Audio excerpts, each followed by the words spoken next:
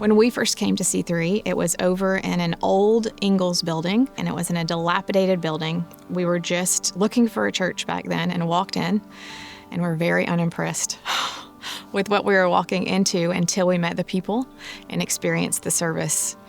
We were in that building 3 or 4 years when they had a building campaign to build this property here that we're standing on, that our new auditorium is on. And when we moved into this building and finally raised the funds and got it built, we moved into something that we would call like the fellowship hall. So we're literally doing church in what was to be the fellowship hall.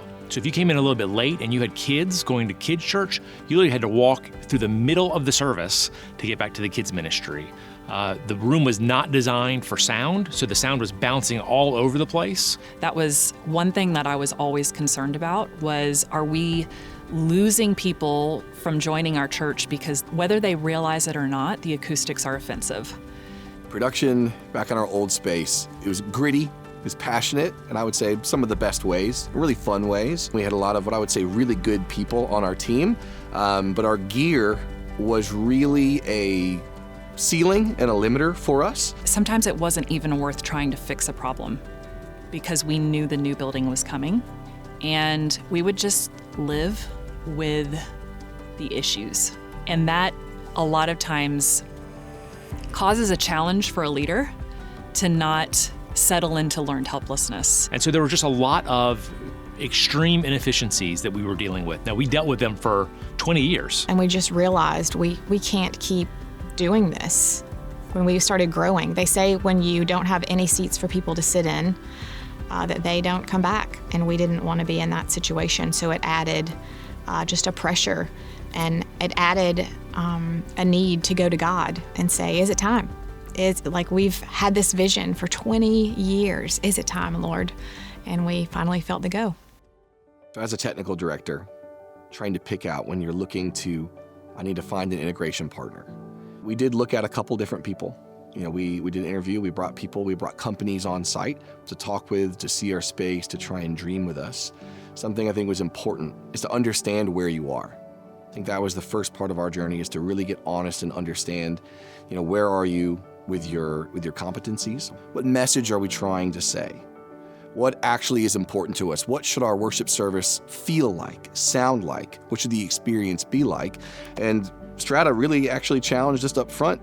We learned that we don't know what that is out of the gate. We had some long, difficult conversations to actually nail down who are we as a worship and production team. As soon as we started to make that switch, as soon as we engaged with Strata for 5 years to go on this journey, we started to go, okay, there's the ground for it.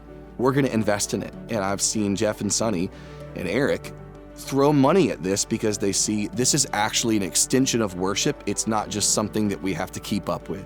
When you identify what culture you actually have, it's beautiful what we were finally able to come up with. I had some great conversations with Tyler from Strata leading up to this season, where my biggest concern was that my team was not ready from a competency aspect to take on the new technology because we had used old technology for so long. To get used to all of this gear, we had Strata install all of our AVL equipment into our old space first. We actually purchased it 2 years in advance, and that gave us the opportunity to learn how to use the new gear while in our old space, so that when we transitioned into the new space, we were bringing a lot of it with us, and we knew how to use it, so that even though we were moving into a new space, there was going to be a lot of familiarity about the gear that we were using. Something that Strata helped us with is when we did the installation, they booked a full day of going, we're going to teach you guys how to use this new gear so that it's simple. It doesn't require you to be an absolute expert to do this. A volunteer can run this system well. There's a learning curve. There's no way to get around that. But with what we have now, I've seen our production team go from a sense of, well, we just can't do that, to, but what's possible? What could we be doing? The ability to actually craft moments and collaborate. Can the screens match what the worship music is doing, match what the lighting is doing?